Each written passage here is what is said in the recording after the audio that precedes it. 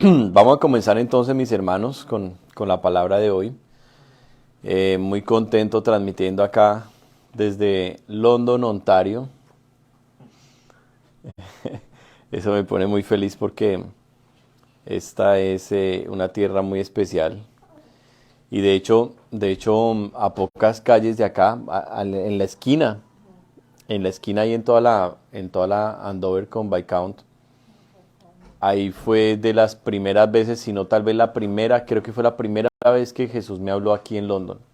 Ahí en esa esquina, veníamos en el carro y el Señor me habló y me dijo, guarda tu testimonio porque con tu vida le predicarás a muchos. Escucha ahí, hermano. Lo primero que me habló el Señor, ahí Bueno, en esa esquina venía yo manejando. Guarda tu testimonio porque con tu vida le predicarás a muchos.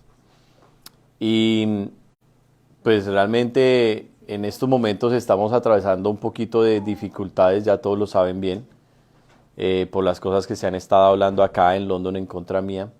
Pero pues Dios ahí va adelante, Dios va adelante. Hemos estado hablando con las personas involucradas, hemos estado preguntando, investigando de todo y cortando todos los rumores, porque eso nos toca hacerlo. Me acordaba del apóstol Pablo, ahí está en la primera carta de Corintios, él dice, a los que me acusan esta es mi defensa, dijo el apóstol Pablo. Entonces yo decía, Dios mío, si acusaron hombres tan gigantes como Pablo, pues, ¿qué no van a hacer con uno? Si al Señor le dijeron que por Belcebú echaba fuera a los demonios. Entonces, pero sí tenemos que presentar defensa, tenemos que hablarle a la gente con claridad, preguntar, ¿qué fulano me dijo? Coger y llamar al fulano. ¿Y qué hubo fulano? ¿Qué fue lo que usted dijo? ¿Qué fue lo que usted vio como para que esté diciendo? Entonces, esa parte la estamos haciendo y estamos muy contentos. Y hoy el Señor me dio una palabra para hablar con ustedes y tiene un mensaje todo bonito. El mensaje, el mensaje de esta enseñanza es volver a creer. Volver a creer.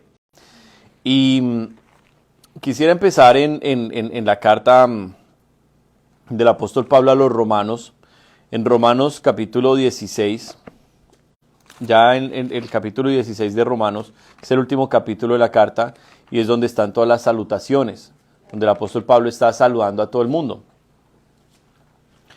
Y allí en ese capítulo vamos a leer algunos versículos y vamos a dejar que el Señor hoy nos enseñe. ¿estás grabando o estás conectado?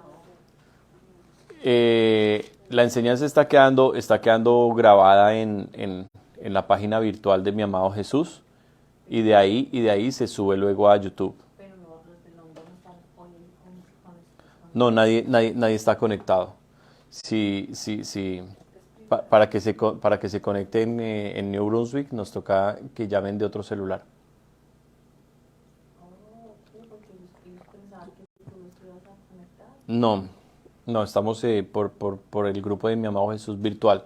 Es un grupo especial, cerrado únicamente para que las predicaciones, las enseñanzas queden ahí grabadas, pero nadie puede ver en público, únicamente los administradores. Podemos verlo. Saludo a mi hermana Antonieta, bendiciones mi hermana. Bueno, muy bien. Estamos en Romanos capítulo 16. ¿Sí estamos ahí? Bueno, no vamos a leer todos los versículos porque son 27 versículos. Pero el apóstol Pablo comienza a saludar a uno y a otro y a otro y a mandar saludos. En total el apóstol Pablo menciona 33 nombres acá. 33 nombres. Los versículos que me llamaron la atención fueron versículo 7, versículo 11, versículo 21. Voy a comenzar de atrás para adelante, voy a empezar en el versículo 21.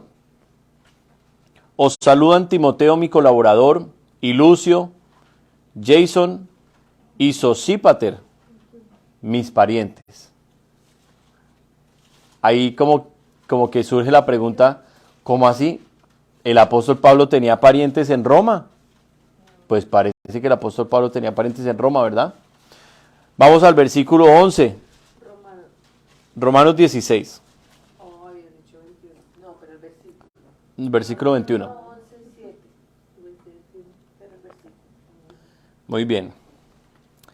Vamos al versículo 11. Saludad a Herodión, mi pariente. Saludad a los de la casa de Narciso, los cuales están en el Señor. Bueno, apareció otro pariente del apóstol Pablo, Herodión. Y vamos al versículo 7. Saludad a Andrónico y a Junias, mis parientes, y mis compañeros de prisiones. Escuchen, los cuales son muy estimados entre los apóstoles y que también fueron antes de mí en Cristo. ¿Cómo les dije que se llamaba la enseñanza de hoy? Volver a creer. Volver a creer. Bueno, resulta que si nosotros vamos al libro de Hechos de los Apóstoles, el libro anterior, vamos para allá, capítulo 9. En el capítulo 9 se nos narra, digo yo en mi opinión personal, se nos narra la conversión más poderosa en la Biblia entera. Y es la conversión de Saulo de Tarso. Saulo de Tarso. En mi opinión es la conversión más poderosa por la clase de hombre que él era, la clase de enemigo que él era de la iglesia, el daño que le hizo a la iglesia, cuanto persiguió, encarceló, consintió con la muerte, autoridad que logró. O sea, el daño que el apóstol Pablo, antes de convertirse, hizo a la iglesia fue un daño impresionante.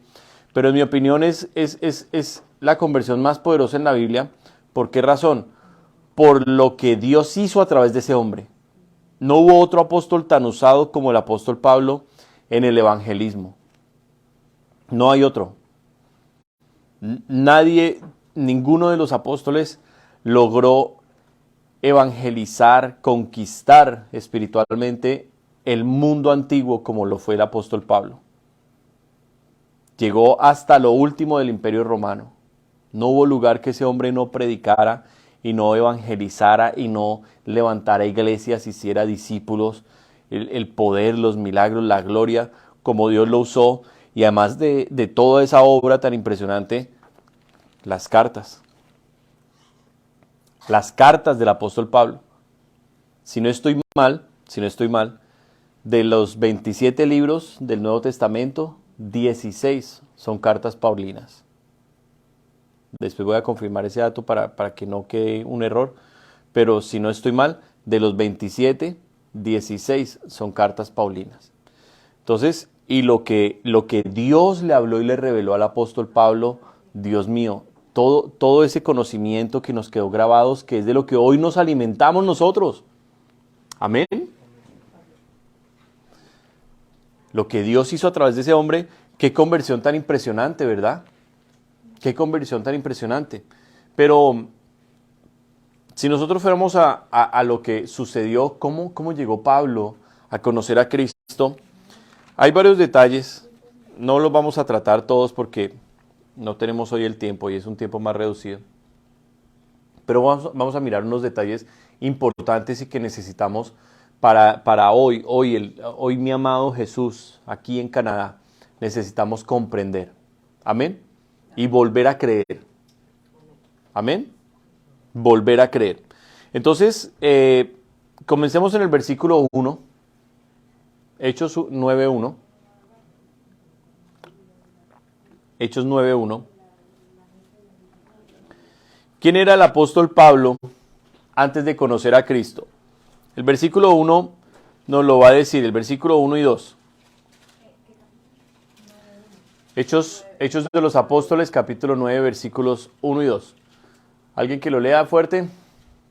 Saulo, respirando aún amenazas y muerte contra los discípulos del Señor, vino al sumo sacerdote y le pidió cartas para las sinagogas de Damasco, a fin de que si hallase algunos hombres o mujeres de este camino, los trajese presos a Jerusalén. Amén. ¿Quién era Saulo? Un hombre con acceso y la confianza ¿de quién? Del sumo sacerdote. Ya en este, si ustedes miran el capítulo anterior y comienzan a ver la persecución que empieza en el capítulo 7 cuando viene la muerte de Esteban, ya ustedes van a entender que ahí apareció Saulo de Tarso y comienza a perseguir y a perseguir y a perseguir. Esa Sofi como está de grandota. Hola Sofi, qué alegría verte mi muñeca. ¿Y a Coco también la trajo? Ahora voy a saludar a Coco. Bueno, Saulo es un hombre, él mismo lo dice en sus cartas, es fariseo de fariseos, discípulo de Gamaliel, que es uno de los maestros de la ley judía más importantes en toda la historia del judaísmo. Un hombre muy reconocido, Gamaliel. Y Saulo, un fariseo, un hombre consagrado al conocimiento de las Escrituras, un hombre consagrado al servicio de Dios, el Dios hebreo, el Dios de los judíos, y un hombre muy celoso por las tradiciones, un hombre muy celoso de la ley, terriblemente celoso y de un carácter impresionante. Se destacó tanto que llegó a ganarse la confianza del sumo sacerdote y tranquilo, llega a pedir cartas de autorización, dice, estamos arrasando Jerusalén, pero esa plaga está mucho más allá de Jerusalén. Esa plaga hay que acabarla. Y viene a pedir cartas para irse hasta Damasco. Y el sumo sacerdote le entrega las cartas de autoridad. Ese era Saulo. Esa era la autoridad. Ese era el nivel que él tenía en cuanto a la religión judía, que sabemos que era bastante fuerte en aquel tiempo. Tenían el templo, tenían el control de las ofrendas, de los diezmos. O sea, era una religión fuerte, pesada. Pero este hombre amenazaba a la iglesia y respiraba odio contra la iglesia. Y el hombre se había trazado un propósito. ¿Cuál era? Destruirlos. Destruirlos. Y un hombre muy comprometido. Es que tenemos que entender quién es la persona. Saulo era un hombre muy comprometido con el propósito. Y un hombre terriblemente dedicado. Entonces tenemos un hombre conocedor de la ley, tenemos un hombre de autoridad, cercano al sumo sacerdote, de la confianza del sumo sacerdote, y en su carácter tenemos un hombre tremendamente comprometido con el judaísmo, con las tradiciones. Leal, un hombre tremendamente leal, tremendamente leal. Este hombre, porque tenemos acá como un trofeo, ¿no? Y yo quiero que entiendan eso. Saulo era un trofeo. O sea, Saulo era el pez gordo de aquel tiempo para el cristianismo. Yo creo que después de Saulo no hubo una conversión más poderosa, más impactante. No la hubo. Hubiera sido tal vez César, que se hubiera convertido el César, un emperador, como para haber dicho, wow, eso fue más poderoso que la de Saulo. No. Este hombre tan impresionante, ¿estaba en los planes de Dios, sí o no? ¿Sí o no? Y si está en los planes de Dios, ¿por qué está persiguiendo cristianos y los está encarcelando y está haciendo tanto daño? Si está en los planes de Dios. O sea, Dios lo está utilizando contra su propio pueblo.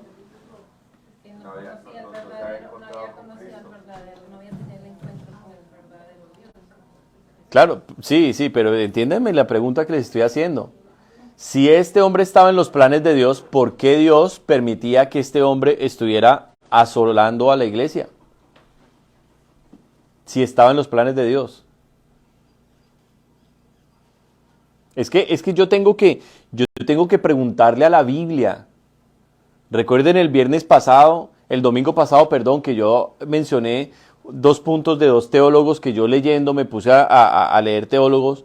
Una cosa es que ustedes comiencen a leer las Biblias con comentarios. ¿Cuántos han leído los comentarios en las Biblias, en las partes de abajo? ¿No, Moni, nunca? A veces cuando leía la Biblia me interesa, o sea, veo a ver qué es lo que dice ¿Quién ha leído los comentarios? Pónganse serios. ¿Sabe, has leído los comentarios? Pues son comentarios muy generales, son comentarios muy superficiales, ¿me entienden? No es algo para facilitar la lectura. Pero cuando uno entra al estudio y comienza a irse a los que saben el idioma original, a los que saben de cómo una palabra se compone y el contexto histórico y cómo esa palabra fue utilizada en aquel tiempo y lo que realmente esa palabra expresa en un texto, y cuando uno empieza a ir a eso, son aguas más profundas. Son aguas más profundas. Y es allí donde nosotros tenemos que tener cuidado de no caer en el conocimiento que envanece. Amén.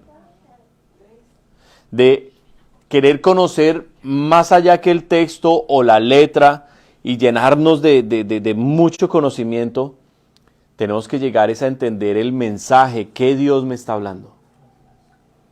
Amén. Porque nunca jamás un seminario, una universidad, nunca jamás eso reemplazará al Espíritu de Dios, que fue el que inspiró la palabra. ¿Y el Espíritu Santo está a disposición de quién? ¿De los teólogos? ¿De los pastores? ¿De los profesores? Diría el Señor Jesucristo, el Espíritu Santo está a disposición del que lo pide. Pedid y se os dará, buscad y hallaréis, llamad y se os abrirá. Entonces, tenemos el autor de la palabra, tenemos el autor de la vida, tenemos el consuelo del Padre, tenemos el pastor de la iglesia, el que nos guía a toda la verdad, tenemos a Dios con nosotros porque el Espíritu Santo es Dios, tenemos este maestro, pastor, tan poderoso, tan maravilloso con nosotros hoy. Necesitamos desarrollar una relación mayor con Él. Amén. Necesitamos preguntarle a la Biblia este tipo de cosas. Bueno, volviendo a la pregunta, ¿y si Pablo es un instrumento de Dios y si es escogido por Dios, por qué Dios permite que él está persiguiendo y haciendo tanto daño a la iglesia? Bueno, ahí les dejo la pregunta, porque cada uno se meta con el Señor y se la responda. ¿Qué encontramos en la palabra? Encontramos que este hombre de semejante carácter y de semejante compromiso, yo no me imagino Pablo un hombre amable y tranquilo, no, yo me imagino un hombre de un corte casi como militar y súper orgulloso, orgullosísimo, serio, déspota, así, altivo, que realmente sabía lo que él era y la autoridad que tenía. Imagínenselo asolando las casas de Jerusalén en busca de cristianos, como los trataba, los arrastraba. Era un hombre malo, o sea, en su corazón. Y cuando la Escritura dice que respirando una amenaza sin muerte contra los discípulos del Señor, la Escritura, ¿qué punto nos está queriendo hacer allí? ¿Qué nos está queriendo decir Dios? El odio que este hombre tenía lo estaba, pero consumiendo sus venas. Dijo, yo voy a acabar con esa gente. Voy a acabar esa plaga. Amén. Voy a acabar esa plaga. Y se lo propone y lo está logrando. Está encarcelando, está haciendo mucho daño.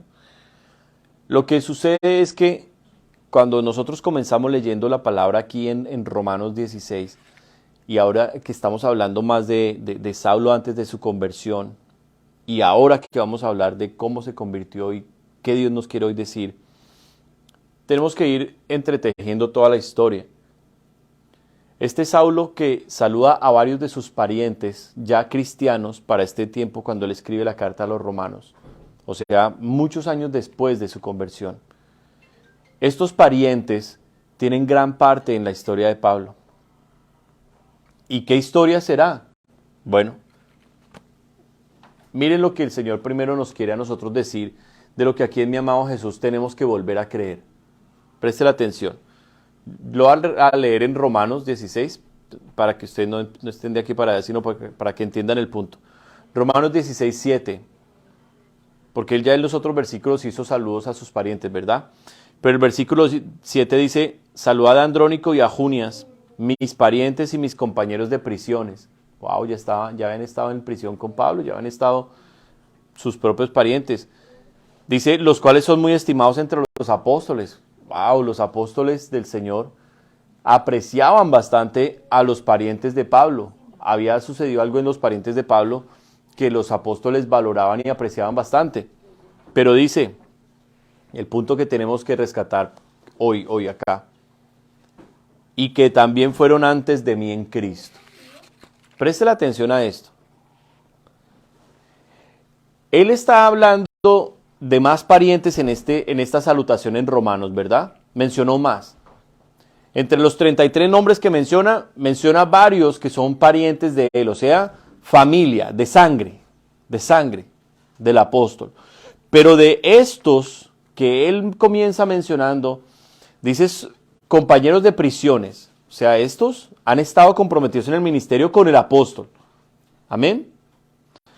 Dice, son estimados entre los apóstoles, o sea, ellos, estos dos parientes de Pablo, son queridos por los apóstoles. Estamos hablando de los notables, estamos hablando de los 12, amén, porque en aquel tiempo había más apóstoles que los 12, había muchos más apóstoles que los 12, pero cuando habla de Pablo de los apóstoles, está haciendo mención especialmente a los 12 del Señor, y dice el apóstol Pablo el detalle que tenemos que decirle al Señor, dame fuerzas para volver a creer, Señor, porque estos parientes de Pablo comenzaron a orar por la salvación de uno de los hombres que más daño le estaba haciendo a la iglesia. Ellos conocen a Cristo antes que el apóstol. Y el apóstol lo está mencionando allí. Los cuales fueron antes que yo en Cristo. Ellos conocieron a Jesús antes que Pablo.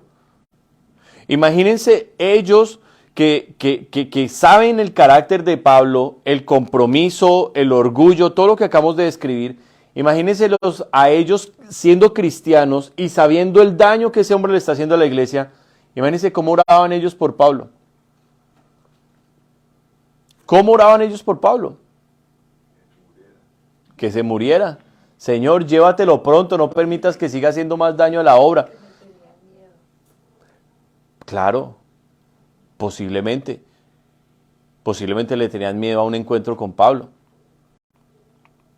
O sea, estamos hablando de un hombre que es un peligro para los cristianos, porque está envenenado. Ese hombre está envenenado, respira amenazas y muerte, dice la Escritura, contra la iglesia. Y este hombre es pariente, pero esta gente empieza a orar, y a orar, y a orar, y a orar. Y la conversión de uno de los hombres más importantes en la Escritura, como fue la de Pablo, estuvo rodeada de muchos elementos tan especiales como la intercesión de su familia. Y si nosotros acá en la iglesia no entendemos el mensaje hoy que Dios nos está hablando, de volver a orar con esa fe y con esa fuerza, sin importar que al que tengamos sea un enemigo, pero a orar y a orar, para que el Señor toque ese corazón, para que el Señor haga algo, entonces yo digo, no vamos a poder levantar la obra.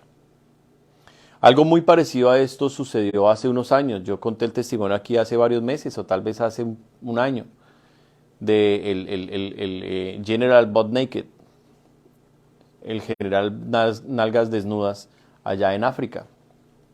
¿Se acuerdan? Y cómo la conversión de este hombre, que era un sacerdote satánico, desde los 9 años que fue entregado o 7 años tal vez, que fue consagrado para ser sacerdote satánico allá en su país. Este hombre que no lo tocaban las balas, este hombre que se hizo famoso porque salió en una foto desnudo sobre un tanque de guerra, este hombre que era caníbal porque mataba con sus manos y comía parte de los muertos, este hombre tuvo una conversión muy similar. Dios levantó un pastor en una iglesia local, sencilla, y le dijo, quiero que empiecen a orar y ayunar por este hombre. Joshua se llama él, Joshua es su nombre.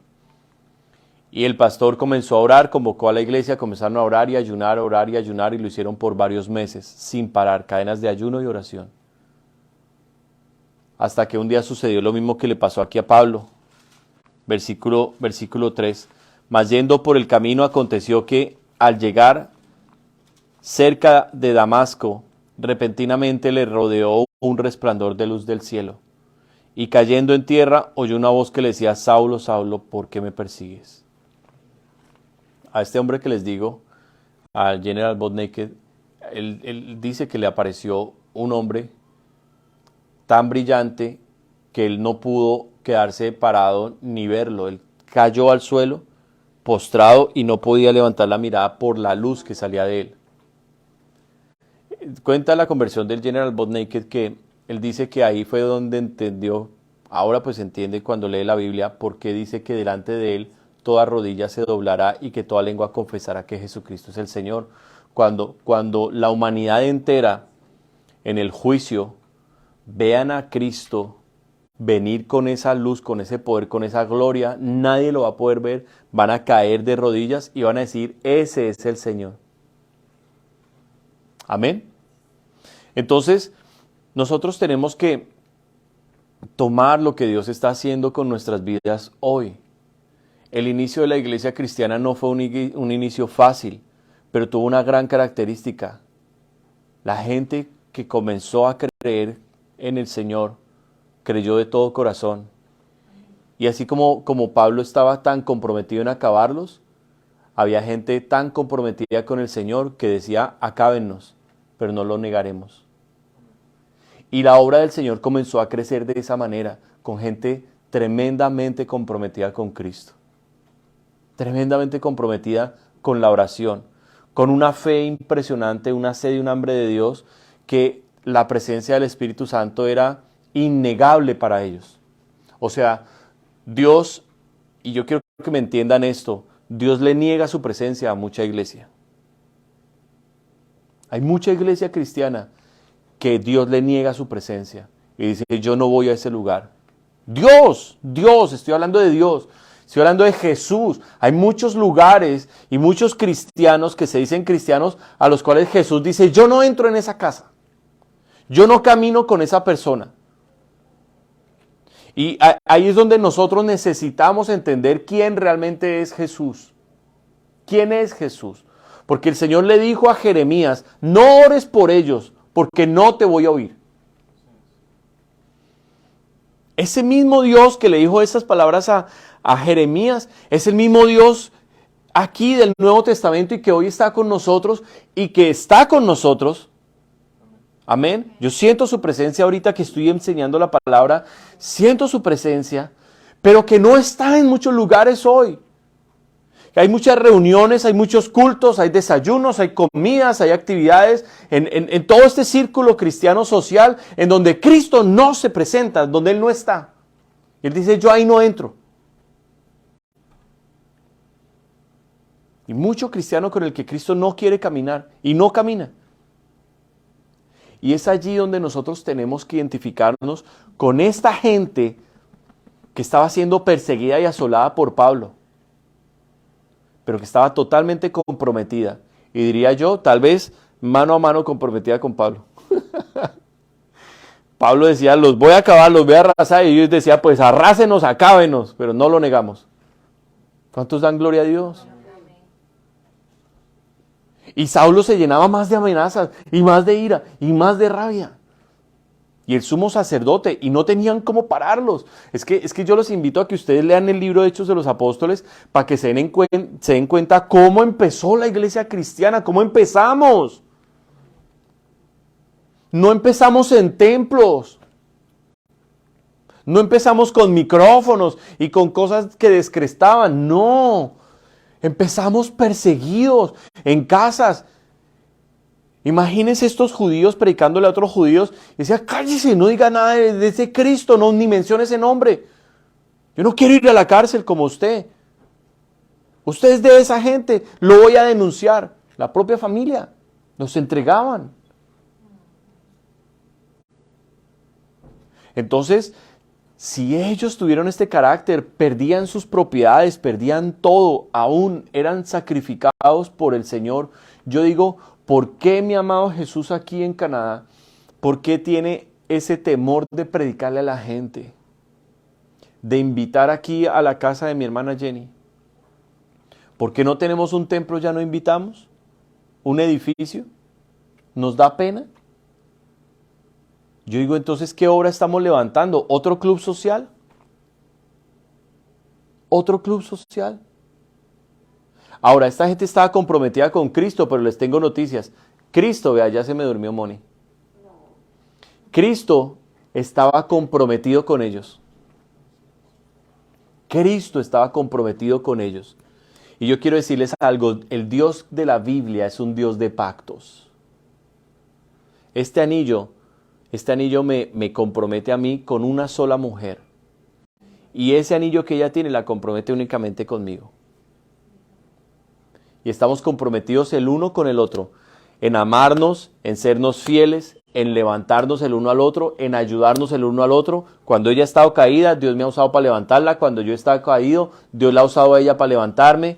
Estamos comprometidos en sacar adelante nuestros hijos y estamos comprometidos en sacar adelante esta familia cristiana, esta congregación aquí en Canadá. Amén. Estamos comprometidos. Así es Dios. Dios se compromete con el que se compromete con Él. Se compromete. Y Él se comprometió con esta gente. Y Cristo estaba comprometido con la familia de Pablo. ¿Cómo les parece? Jesús se comprometió con la familia de Pablo. La familia no iba a negar a Cristo. La familia estaba dispuesta, y yo estoy aquí haciendo esta parte de la historia, pero es muy posible que así haya sido. La familia estaba tan dispuesta, los apóstoles sabían que eran familiares de ese Saulo que estaba acabando la iglesia, pero esa gente decía, no vamos a parar de orar, Dios tiene que hacer algo con este hombre, pero este hombre no nos la va a ganar. O el Señor lo convierte o se lo lleva, pero este hombre no va a acabar la iglesia. Más poderoso es el que está con nosotros que el que está en contra nuestra, que el que está allá en el mundo. Amén. Y Jesús vio el compromiso de esa familia con Él, con Cristo, que Jesús dijo, un momento, a este no le van a predicar ustedes, a este no le va a predicar Pedro, a este no le va a predicar Santiago, no le va a predicar Felipe, que ya había sido muy usado también allá con el eunuco, a este no le va a predicar Esteban, que hacía milagros y cosas, dijo, a este pez gordo me lo pesco yo, a este me lo dejan a mí, dijo Cristo. ¿Y quién fue el que intervino en la conversión de él? Sino Cristo en persona. Cristo en persona vino por él. Ahora, quiero terminar, porque es una historia muy bonita, maravillosa, pero quiero terminar hoy para dejarlos a ustedes pensando en estas cosas. Con este versículo, para que ustedes comprendan que el Señor se compromete con los que se comprometen con Él. Él está con los que le creemos. Él está con los que somos de fe. El Señor no está con los cobardes. El Señor no está con los incrédulos. Es más, en Apocalipsis capítulo 22 el Señor va a decir, antes de que llamen a los asesinos, a los secuestradores, a los violadores, a los satanistas, antes de que llamen a los infanticidas y violadores, el Señor va a decir, llámenme a los cobardes y a los incrédulos. Llámenmelos primero a ellos, tráiganlos aquí al frente. Y van a ser los primeros en ir al lago de fuego después de el anticristo y el falso profeta. Así de despreciables son para el Señor los cobardes e incrédulos. Ahora, ¿es muy posible que los apóstoles tuvieran en algún momento miedo de morir? Por supuesto, muy posible, porque eran hombres como nosotros. ¿Es muy posible que aún el apóstol Pablo tuviera miedo de morir después de su conversión? Por supuesto. Allá en Damasco, ustedes leen la historia, después de que se convierte y está predicándole a todo el mundo, los judíos dicen, ese tipo se torció. Dice que venía aquí a acabar con los cristianos y ahora resulta que está predicando con ellos. ¡Mátenlo! Dan la orden de matar a los días de la conversión de Pablo. Hermano, es que una verdadera conversión debe traer persecución. Una verdadera conversión debe traer enemigos. Pero perdóneme, si a mí me quiere todo el mundo y yo predico y la gente está feliz de escucharme, pues ¿qué cristianismo es ese? Ahí hay un problema. Porque si a mí el mundano me está escuchando y está feliz de escucharme, significa que le gusta el mensaje porque algo le estoy diciendo que le encanta. Algo del mundo le estoy dando. Jesús dijo, yo hablo y el mundo no me oye. ¿Por qué? Porque no soy del mundo. A ustedes van a hablar y el mundo no los va a oír porque no son del mundo. Pero si nuestro cristianismo no está generando enemigos, si nuestro cristianismo no está generando envidia, no está generando persecución, pues yo pregunto, ¿qué clase de cristiano soy? ¿Qué clase de cristiano soy que en la familia de todo el mundo me cae bien y le caigo bien a toda mi familia? ¿Qué clase de conversión? No, yo pregunto, ¿qué clase de conversión? Debe haber algo en mi cristianismo tan auténtico y tan de Dios que confronte el pecado y la maldad aún en mi propia familia. Yo no digo la cantaleta, yo no digo el que, ay, mire, uy, uy. No, yo no digo eso. Yo digo, debe haber algo tan de Dios en mi vida que se me nota que el pecado, el diablo en la gente se les alborota cuando yo estoy allá. ¿Amén o no amén? Pero si yo en la familia, hermano, soy el invitado y ay, llámenlo, pues, ¿quién más nos va a contar chistes? Ay, mire, ahí llegó la tía de los chistes, la de los chistes. Y llegó la tía que es la de los chistes, que es tía cristiana, pero llegó la tía de los chistes y son los chistes, el más decente es verde oscuro. El más decente es verde oscuro. ¿Mm? ¿Ah? Entonces, no, yo estoy haciendo eso porque es que el de los chistes verdes era yo en la familia. No me la molesten, por favor. No me la molesten. Algo pasó aquí con esta transmisión.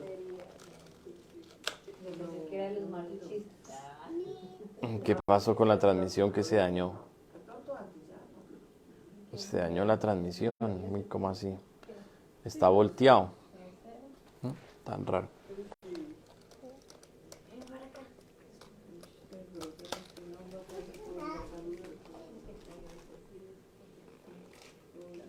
Bueno. Se dañó ahí la transmisión, pero no importa. El mensaje queda para ustedes. Y queda grabado el audio. Algo debe haber en mí que yo me comprometí con Cristo, que los demonios están temblando. No puede ser que nosotros estemos temblando delante de los demonios que tienen nuestra familia.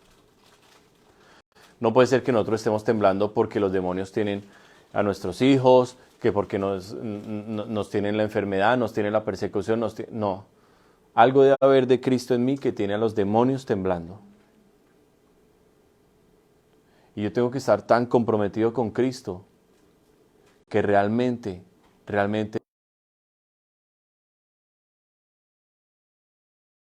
lo note. Miren lo que pasa y porque el mensaje el Señor me pone que me llame volver a creer. Pablo se convierte, ustedes saben la historia, queda ciego, pero el Señor comienza a llamar instrumentos, porque Dios tiene instrumentos por todo lado. Y el Señor comienza a llamar instrumentos y uno de esos instrumentos en Damasco era Ananías. Él dice, Ananías, ve allá a casa de Judas, porque resulta que allá está Saulo y ha quedado ciego, pero él ha orado y en visión yo le mostré que tú venías a orar por él para que recibiera la vista. Ananías le dice, yo por allá no me aparezco. Un discípulo que está escuchando la voz de Dios, imagínense la escena. Por eso digo que las cosas de Dios tienen miedo, claro, las cosas de Dios traen temor. Invitar a una persona a la iglesia y cuando dicen, ¿y cuál es la iglesia? No, ese aquí el apartamento de la hermana Jenny. Uy, ¿esa es la iglesia? Hermanos, si estamos comprometidos con Cristo, Jesús va a estar aquí cada miércoles, cada viernes y cada domingo aquí va a estar Jesús. Y cuando la persona entre y sienta ganas de llorar, y cuando la persona sea libre de la enfermedad, cuando la persona sea libre del diablo, cuando Dios le hable a la persona va a estar aquí en cada servicio. Si está buscando a Dios. Es Jesús el que trae a la gente, mis hermanos. Y yo no quiero que caigamos en la trampa de que necesitamos un edificio para volver a creer que somos iglesia. Porque si caemos en esa trampa, hermanos, yo estoy seguro que ya el Señor se va a olvidar de nosotros. Y va a decir, esa gente a mí no me cree. Esa gente a mí no me cree. Esa gente está detrás de mí es por un edificio, esa gente quiere es un club social. Y el Señor no quiere eso más aquí en Canadá. Y por eso fue que nos mandó a nosotros acá. Amén. Tuvo el poder de darnos un edificio, pero tuvo el mismo poder de decir, vendan eso. Y tiene el poder de volvernos a dar un edificio, el doble de grande, 10 veces más grande, pero este no es el tiempo. Este es el tiempo de creer. Este es el tiempo de orar. Este es el tiempo de unirnos. Este es el tiempo de perdonarnos entre nosotros. Este es el tiempo de valorar.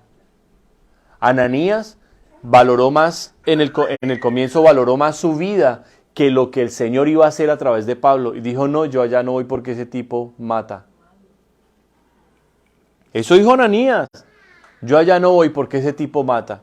Y el Señor le dice, no, Ananías, espérate, ve porque instrumento escogido me es este, para llevar mi nombre en presencia de los gentiles y de reyes y de los hijos de Israel. Porque yo le mostraré cuánto le es necesario padecer por mi nombre. El Señor convence a Ananías, lo ablanda y Ananías va, ora, Pablo recibe la vista, Pablo recibe el Espíritu Santo. Qué conversión tan impresionante. Y enseguida Pablo allá comienza a hablarle a cuanta persona puede de que efectivamente Cristo es el Mesías. Y Cristo es el Mesías y Cristo es el Mesías. A los pocos días ya tiene amenazas de muerte Pablo.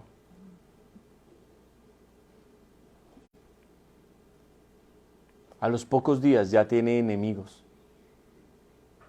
¿Cuántos enemigos nos hemos hecho nosotros por ser cristianos?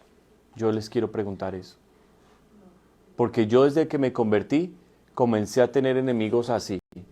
Los que eran mis mejores amigos, este tipo se volvió cristiana, me decían. Ay, ya se volvió cristiana. La familia se enloqueció, se le corrió el champú. Comenzaron las enemistades. Pero el Señor sabe que a pesar de mis errores, de mis defectos, el Señor sabe que yo desde el comienzo me comprometí con Él.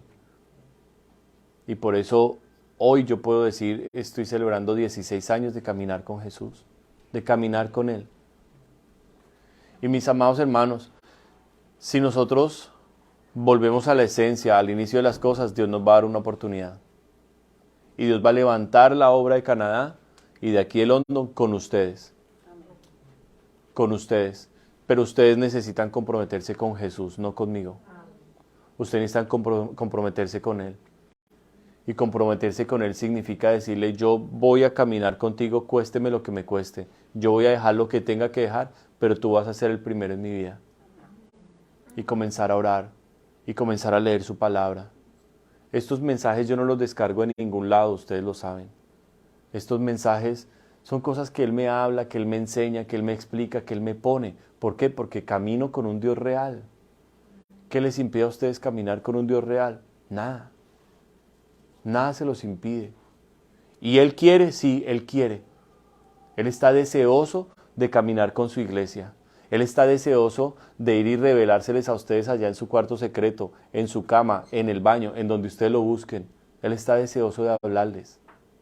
Él está deseoso de que ustedes se animen a creerle, a ponerle la mano a un enfermo y a orar por esa enfermedad para Él sanarles el enfermo. Porque los milagros no tienen que ser cuando viene el pastor Carlos y ora por los enfermos. Los milagros tienen que ser hechos todos por Cristo.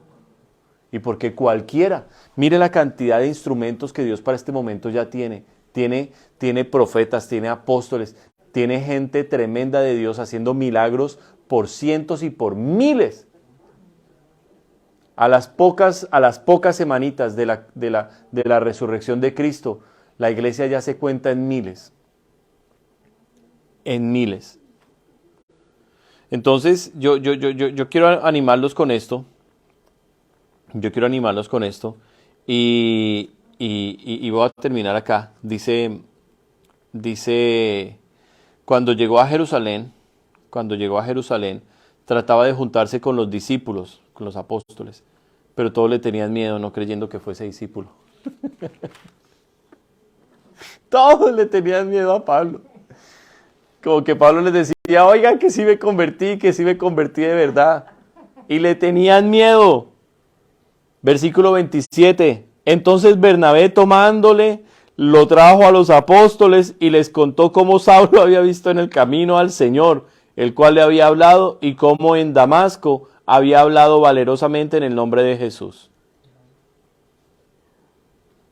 A los apóstoles.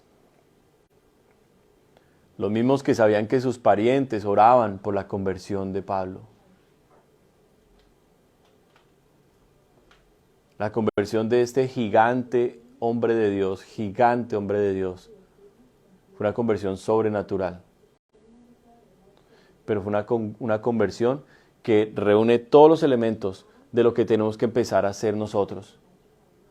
Porque ¿saben con quiénes estaban unidos los parientes de Pablo pidiéndole al Señor por la conversión de Pablo o porque el Señor hiciera algo con Pablo? ¿Saben con quiénes estaban unidos? Con los apóstoles, con la iglesia. La iglesia estaba orando, la iglesia estaba clamando. Ustedes ven en Hechos de los Apóstoles cómo a Pedro lo encarcelan y la iglesia comienza de una vez a hacer oración sin parar por él, hasta que Dios dice, oiga, ya fue suficiente oración, manda un ángel a que le abra todas las puertas a Pedro. Y Pedro sale sobrenaturalmente de la cárcel. Hermanos, yo creo que ya es hora de que nosotros le creamos al Dios de la Biblia y que empecemos a creer en la Biblia de verdad. Si hay problemas aún de incredulidad, si hay problemas aún en nuestra fe, hay que ser sinceros con el Señor y decírselos. Eso no está mal. Señor, me cuesta creer todo lo que dice la Biblia. Señor, me cuesta tener fe, es una fe chiquita. Señor, me cuesta predicarle a la gente, me cuesta hablarle de Dios a la gente, pero cuando yo digo hablarle de Dios, le hago la aclaración. No significa, ore que eso le va bien, o eso ore que el Señor le ayuda. Y el católico que dice, claro que sí, yo voy a rezar y le voy a pedir al Señor y a la Virgencita que me ayude. Y dice, eso, encomiéndese que el Señor lo ayuda. Eso no es hablarle de Dios a la gente, hermano. Eso no es hablarle de Dios a la gente. Amén. Hablarle de Dios a la gente en medio de un problema puede decir, venga, tal vez usted está en este momento porque usted no conoce a Dios. Déjeme, yo le hablo quién es Dios y cómo Él lo puede sacar a usted de ahí. Ah, pero es que yo soy católico, voy a la iglesia y me dice, no, por eso le digo, yo quiero hablarle quién es Dios. Yo quiero enseñarle quién es Dios. Deme la oportunidad. Este es el tiempo, mis hermanos, de hacerlo. Este es el tiempo. Y si el Señor nos habló y nos dijo que hay promesas vigentes, hermanos, tenemos que creerlo. Mi esposa y yo estamos comprometidos con Jesús. Y vamos a poner todo de nuestra parte para que esta obra se levante. Amén. Aquí estamos en London, allá tendremos que ir donde nuestra hermana Antonieta, tan pronto el Señor nos lo permita, allá estaremos en Montreal, porque Dios también habló de Montreal, y por eso allá estaremos. Es hora de que ustedes tomen esa decisión. Amén. Amén. Es hora de que tomen esa decisión. Les invito a que, como iglesia, nos perdonemos unos a otros.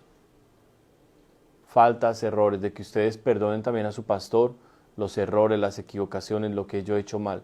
Yo los he perdonado a cada uno de ustedes también. Cuando me he sentido menospreciado, cuando me he sentido que no me valoran, cuando se me duermen en el culto, cuando yo los he perdonado. No, Moni, no eres la única que se duerme, créeme. He tenido esa batalla con más personas. Y es una batalla, es un dolor para mí porque Dios me trae a mí con una palabra y que una persona se duerma delante del Señor es triste, es lamentable. Habla del estado del cristianismo que hoy tenemos en el mundo. Un estado lamentable, lamentable, lamentable. Pero Dios nos quiere dar la oportunidad y Dios nos quiere levantar. Amén. Vamos a orar entonces. Le vamos a entregar este tiempo al Señor. Algo raro pasó por allá con la transmisión, no sé cómo habrá quedado ese video, habrá quedado bien chistoso. Se volteó la cámara así, después se volvió a voltear y no sé qué pasaría. Pero bueno, Vamos a pedirle al Señor, y allá mi hermana Antonieta también. Mi hermana Antonieta se animó a invitar estas personas. ¿Aquí a London? Sí, habían quedado a venir hoy, pero algo se cruzó y no pudieron. Si Dios permite que vengan el domingo. Yo invité al muchacho ese que tú me mandaste, lo invité, pero pues ahí ha estado. Y yo no le voy a hablar a la gente cosas ligeras, ni le voy a salir con cualquier... Yo le voy a hablar a la gente lo que Dios me ponga en el corazón. ¿Me entienden? Y si yo le tengo que decir a alguien, su problema es que usted está endemoniado, se lo voy a decir. Yo no voy a temer más ni a las fórmulas que no nos dieron resultado. Que no nos dieron resultados a mí. No funcionó. Todo lo que aplicamos en el pasado no funcionó. ¿Saben por qué? Porque muchas de esas cosas no eran mandadas por el Señor. Errores de uno y mañas que uno aprendió de otros pastores y de otras iglesias. Aquí en Canadá se me pegaron muchas mañas de estos pastores canadienses. No. Cuando yo llegué acá, era una persona que escuchaba la voz del Espíritu Santo. Era una persona que me movía con el Señor. Y el diablo se comprometió en acabar eso y casi lo logra, casi me destruye. Pero el Señor nos ha amado tanto que me ha vuelto otra vez a lo que debe ser la esencia, el fuego, la presencia de Dios, el caminar con Él. Amén. Amén. Amén. Y esa identidad la vamos a tener como iglesia. Te damos gracias, Padre, por este tiempo, por esta palabra, Señor. Yo no puedo hacer nada, Señor, por tu pueblo más que amarlos y orar por ellos y hablarle lo que tú me mandes, mi Señor. No puedo hacer más por ellos. Yo no los puedo convencer. Yo no tengo fe para darles. Yo no tengo vida para darles. Yo no puedo, Señor, levantarlos. Por eso, Señor, rogamos tu presencia, rogamos tu voz, rogamos tu fuego real acá en medio nuestro. Jesús, si tú no nos envías el Espíritu Santo, no lo vamos a lograr. No lo vamos a lograr.